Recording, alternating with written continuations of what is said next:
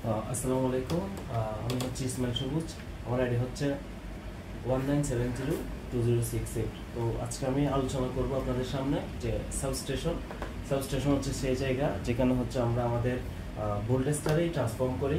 তো দুই ধরনের সাবস্টেশন আসলে হতে পারে, একটা হচ্ছে ইনডোর সাবস্টেশন, একটা হচ্ছে আউটডোর সাবস্টেশন।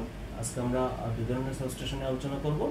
তো সর্বপ্রথম যে সাবস্টেশনটা আমরা আলোচনা করব সেটা হচ্ছে আমাদের যে 11 kilovolt by 400 volt indoor substation.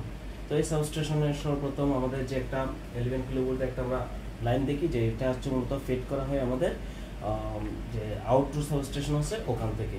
তো এই 11 কিলোভোল্ট লাইনটি সর্বপ্রথম কানেক্টেড থাকে একটা আইসোলেটরের সাথে, যেটা মূলত আমরা অন্য একটা নাম গ্যাং অপারেটিং সুইচ বলি। তো এই আইসোলেটরটা আমরা মূলত ইউজ করি যখন কোনো কারণে যদি আমাদের পুরো সিস্টেমটাকে যদি আমাদের ব্রেক করতে হয়, অর্থাৎ অফ রাখতে হয়, তখন আমরা কিন্তু এই আইসোলেটর দিয়ে সেই কাজটা করতে পারি। তো আইসোলেটরটা হচ্ছে আমাদের কানেক্টেড থাকে আমাদের কেবল বক্সের সাথে। কেবল বক্সটা হচ্ছে মূলত আমাদের সেই জায়গা যেখানের মধ্যে আমাদের সবগুলো কেবল আসলে কানেক্টেড থাকে।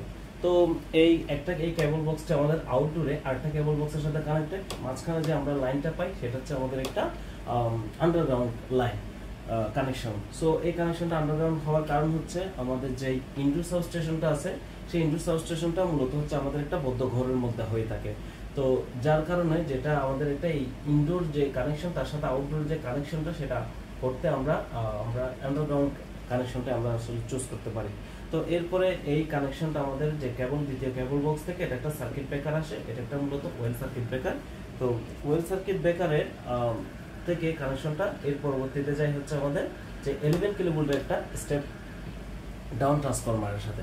তো এই স্টেপ ডাউন ট্রান্সফরমারটি হচ্ছে যে আমাদের যার রেটিং হচ্ছে 1 মেগাভোল্ট অ্যাম্পিয়ার, এবং এটি স্টেপ ডাউন করে 11 কিলোভোল্টকে 400 ভোল্টে, অর্থাৎ ভোল্টেজটাকে সে ট্রান্সফর্ম করে।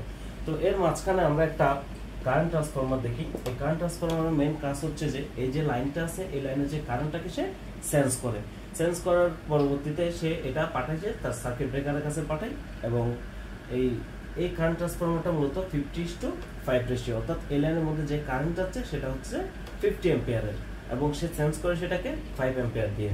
তো তাছাড়া আমাদের পরবর্তীতে আমাদের যে ট্রান্সফরমার আছে স্টেপ ডাউন ট্রান্সফরমার, সেটার পরবর্তীতে আমাদের একটা সার্কিট ব্রেকার আছে, এবং পরবর্তীতে আরেকটি কারেন্ট ট্রান্সফরমার আছে। যে কারেন্ট ট্রান্সফরমারটি মূলত হচ্ছে আমাদের 1200:5 অ্যাম্পিয়ার একটা কারেন্ট ট্রান্সফরমার।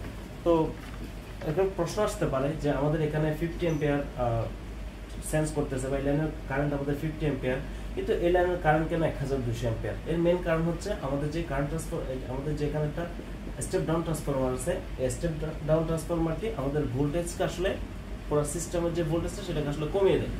তো এটা কমিয়ে দেওয়ার ফলে আমাদের যে লাইনের যে কারেন্টটা সেটা আসলে বেড়ে যায়।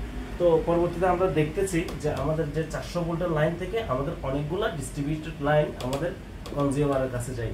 হ্যাঁ, তো এখানে ইন্টারেস্টিং একটা বিষয় হচ্ছে যে আমাদের প্রত্যেকটা কনজিউমার লাইনের সাথে একটা সার্কিট ব্রেকার এবং একটা কারেন্ট ট্রান্সফরমার কানেক্টেড, এবং আমরা যদি লক্ষ্য করি তাহলে দেখব যে প্রত্যেকটা কারেন্ট ট্রান্সফরমার হচ্ছে এখানে 200:5 করে সে মেজার করতেছে, অর্থাৎ এর প্রত্যেকটা লাইন হচ্ছে আসলে 200 করে। তো আমরা যদি হিসাব করি এখানে আমরা মোট কারেন্ট পাই হচ্ছে 800, কিন্তু আমাদের এখানে কারেন্ট ছিল।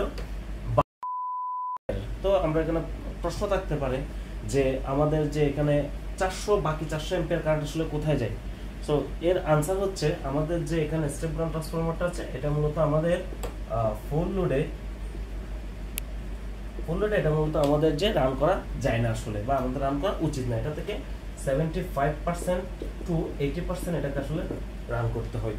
তো যার কারণে এটা আমাদের মূলত টোটাল এখানে আমাদের 1200 অ্যাম্পিয়ারের ক্যাপাসিটি থাকলেও আমরা মূলত আমাদের 4টা লাইনের মধ্যে আমরা 800 অ্যাম্পিয়ার কারেন্টকে সাপ্লাই দিচ্ছি। সো এভাবেই আমাদের একটা সাবস্টেশন থেকে আমাদের একটা কনজিউমার পর্যন্ত আমরা আমাদের পাওয়ারটা সাপ্লাই দিয়ে থাকি। ধন্যবাদ।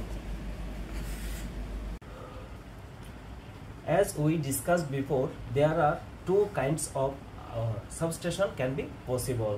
So here is the 66 kilovolt to 11 kilovolt outdoor substation. To discuss this substation, we can convert this substation into three portions. One is the supply portion, another one is the transformer portion, and third one is the substation load portion. In the first portion, we see that there are two incoming line.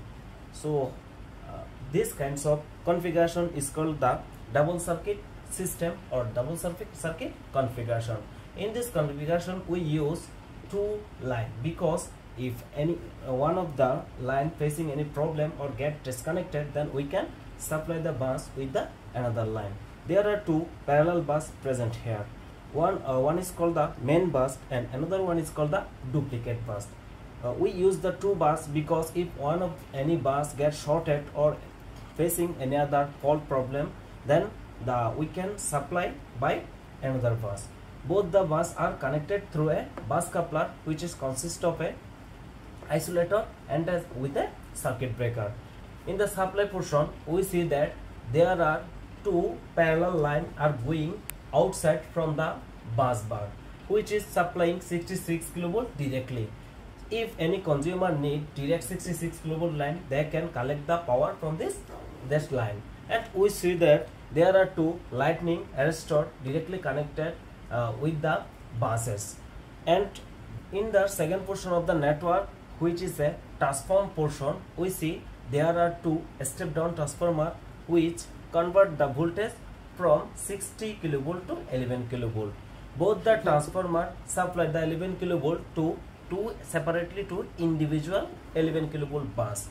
And in the third portion, which is a substation load portion, we see there are two outgoing circuit configuration which is going outside from the 11 kV bus, and the both the 11 kV bus get connected with a bus coupler, which is consist of a circuit breaker and isolator. And here we see in every portion of the network there are some circuit breaker and current transformer. The current transformer sends the current from any individual line and send it to the circuit breaker. If any fault occurs in some lines or in any individual line, then the circuit breaker disconnect the line from the main portion of the network for the safety purpose. And that's for today. Assalamu alaikum.